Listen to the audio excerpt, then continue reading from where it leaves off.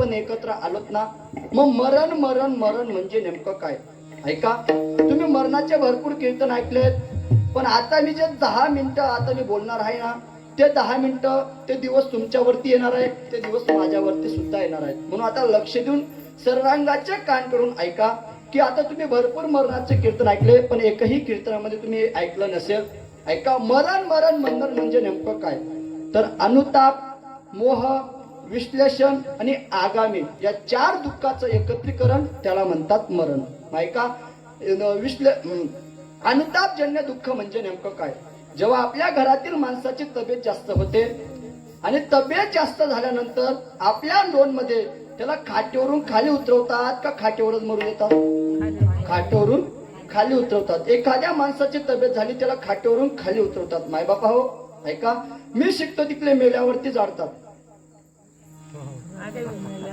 जिवंत जाणण्याचा प्रयत्न करू नये, ऍटलिस्ट प्रयत्न केला. सल्ला लोणकर महाराजांची होती तरी सांगू नये बरं का.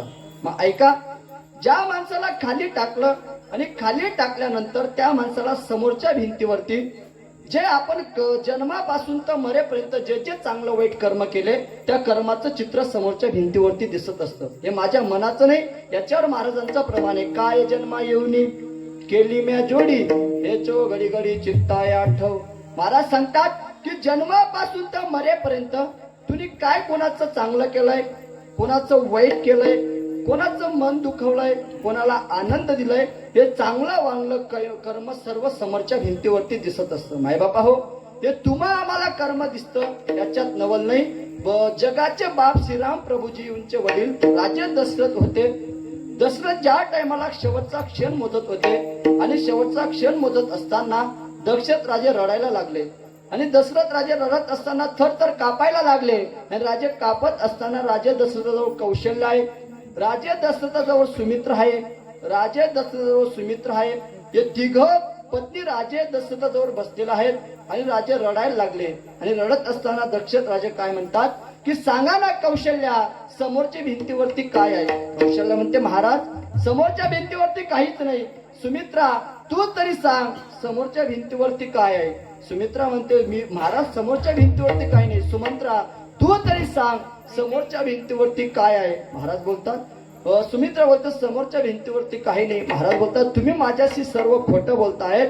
असं करता करता दशरथ राजाला राम प्रभू, सीता मैया आणि लखनलालची आठवण झाली. आणि आठवण झाल्यानंतर दशरथ राजा हंबरला फोडून रडायला लागला आणि रडत असताना दशरथ राजा काय म्हणतात, सिया राम लखन मेरे बेटे किस हाल में होंगे,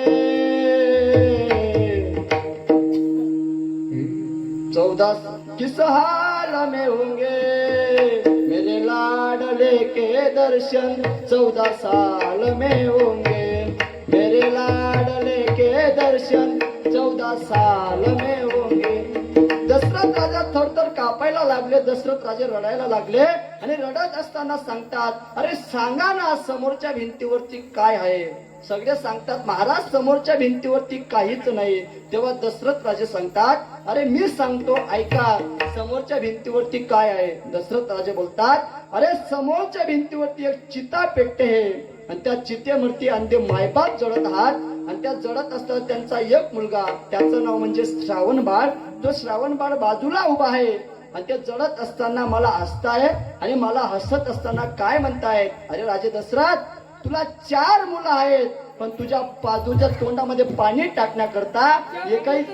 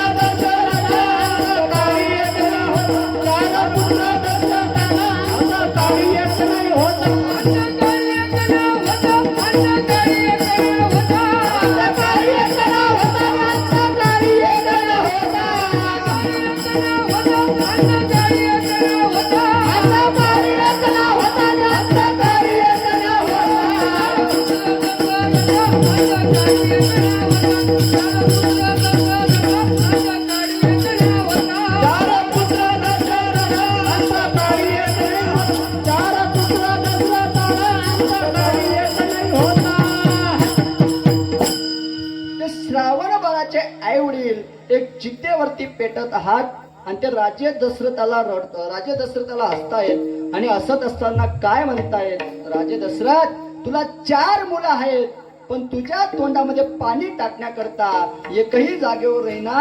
हे जर समोरच्या भिंतीवरती जगाच्या बापाला कर्म दिसतं नाही तुम्हा आम्हाला दिसणार नाही का? याला म्हणतात अनुतापजन्य दुःख. दुसरं सांगितलं होतं मी कोणतं, आम्ही काय पत्ता आगामी जन्य दुःख.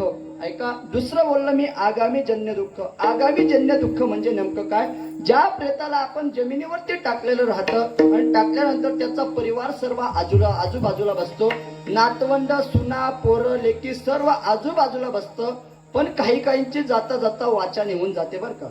माहिती का, तो खाली टाकलेला राहतो, फक्त त्याचे नातवंड पोरं त्याच्याकडे पाहतात आणि ते प्रेत त्यांच्याकडे पाहतं.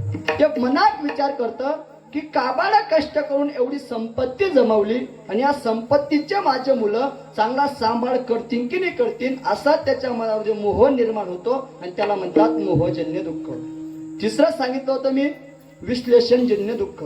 मग विश्लेषणजन्य दुःख म्हणजे नेमकं काय, ऐका, आपल्या गावामध्ये यमदूत आले हे आपल्याला कशावरून कळत हो, आपल्या गावातील कुत्र भुंकत असतात पण ते भुंकण्याचा प्रयत्न करतात म्हणजे कुत्रे विवडतात म्हणजे कुत्रे रडतात. मग यमांना पाहून कुत्रे का रडतात हे तुम्ही आतापर्यंत ऐकलं नसेल, मग आता ऐका. यमांना पाहून कुत्रे का रडतात, ऐका, कल्पना करा. आपण संध्याकाळी एका रस्त्याने जात आहात, शेतीकडे आपण रस्त्याने जात आहात आणि जाता जाता रस्त्यामध्ये संध्याकाळच्या टायमाला आपल्याला साप दिसला, म्हणून आपण साप म्हणतो का बाप म्हणतो? मी असं म्हणतो, तुम्ही साप म्हणता का बाप म्हणता? बाप. मग ऐका, मग साप पाहणारा एवढा मूर्ख आहे का घरचा बाप सोडीन सापले बाप म्हणेन? तर नाही, तो अत्य घाबरल्यामुळे तिथे त्याची जीभ ओढत नाही म्हणून तो सापाला सापच म्हणतो, म्हणून घाबरल्यामुळे तो बाप म्हणतो बरं का. मग तसं कुत्र्याचं आहे, कुत्र्यांना यमांना पाहून कुत्रे भुंकण्याचा प्रयत्न करतात पण अत्य घाबरल्यामुळे त्यांची जीभ ओढत नाही म्हणून ते रडतात बरं का. मग दुसरा प्रश्न निर्माण होतो की कुत्र्यांना यमदूत का दिसतात. ऐका, महाभारतामध्ये आलेला प्रसंग आहे. महाभारतामध्ये जेव्हा पांडव आपला अवतार कार्य संपून निज पंथाला जात होते, निज धामाला जात असताना रस्त्याने जाता जाता द्रौपदी माता मरण पावली. तिचे दोष धर्मराजाने लक्षात घेतले. पुढे गेले, भीम मेला, सहदेव मेला, नकुल मेले, सगळे मेले. त्यांचे दोष धर्मराजाने लक्षात घेतले पण पुढे चालत राहिले आणि धर्मराजासोबत एक कुत्रा जिवंत राहिला. मग ऐका, कुत्रा जिवंत राहिला आणि थोडा अंतरापुरता प्रवास झाल्यानंतर देवांचे दूत विमान घेऊन धर्मराजाला घेण्यासाठी आले. ज्या टायमाला जेव्हा देवांचे दूत विमानातून खाली उतरले आणि धर्मराजाला अडवलं आणि धर्मराजाला सांगितलं की राजे चला, तुम्हाला स्वर्गात नेलं जातं, विमानात बसा, तुम्ही स्वर्गाला चला. व धर्मराजा बोलतात, माझे 4 भाऊ मागे मरण पावले, त्यांना सोडून मी कसं काय येऊ? म्हणजे तुमचे भाऊ ज्या टायमाला मेले त्याच टायमाला तिथे गेले आणि तुमचे भाऊ जिथे गेले तिथेच तुम्हाला नेलं जातंय. मग धर्मराजा म्हणे काही हरकत नाही, जे ते जर माझ्या भावांकडे जर मला नेलं जातंय तर मला येण्यासाठी काही हरकत नाही. मग धर्मराजासोबत जो कुत्रा होता, धर्मराजा विमानात बसला आणि कुत्र्याला देवांच्या दूताने आडवा हात केला. त्या टायमाला धर्मराजे बोलतात की कुत्र्याला येता येणार नाही. म्हणे येता येणार नाही, म्हणे कुत्र्याला जर येता येणार नाही मग तुमचं विमान परत जाऊ द्या, मी तुमच्या विमानात पाय सुद्धा ठेवणार नाही. असं कोण बोलतात? धर्मराजा.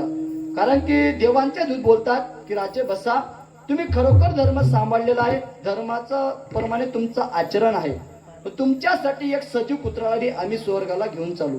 नाही का, ज्या टायमाला देवाचे दूत आणि धर्मराजा आणि कुत्रा विमानामध्ये बसला आणि विमान उड्डाण झालं, म्हणजे विमान उडायला लागलं आणि थोडा अंतरापुरता प्रवास झाला, विमान यमपुरी पर्यंत गेलं आणि यमपुरी पर्यंत गेल्यानंतर कुत्र्याचं पुण्य यमपुरीमध्ये संपलं आणि यमपुरीच्या पुढे गेलं, कुत्र्याचं पुण्य संपलं आणि कुत्र्याचं पुण्य संपल्यानंतर कुत्र्याला तिथून परत यावं लागलं, म्हणून कुत्रा यमांना पाहून आला, म्हणून कुत्र्याला यमदूत दिसतात बरं का.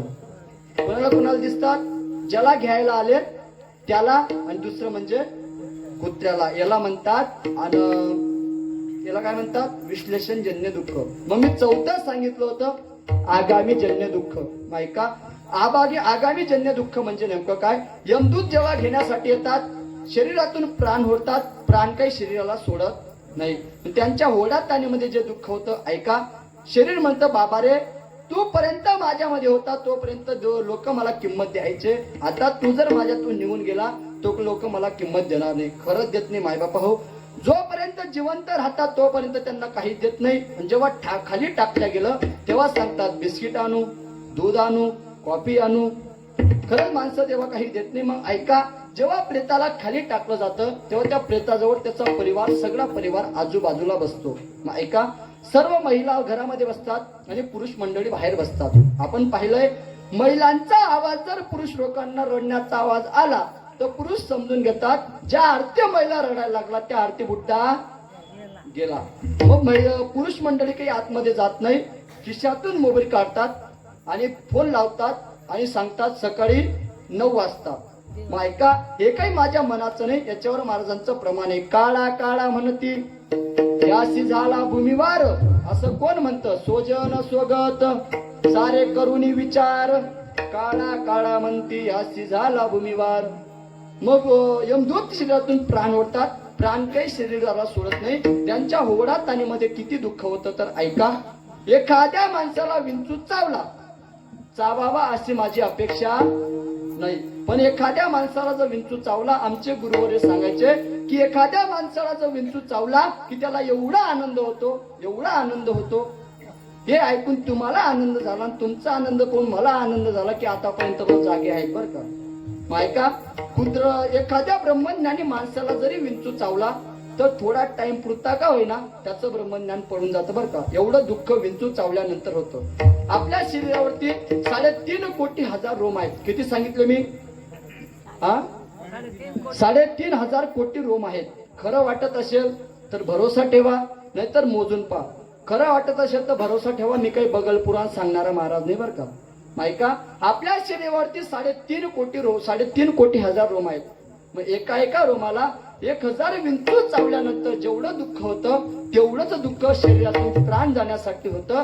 मग जगद्गुरु तुकोबरा सांगतात की अनुताप, मोह, विश्लेषण आणि आगामी या 4 दुःखाचं एकत्रीकरण त्यालाच म्हणतात मरण.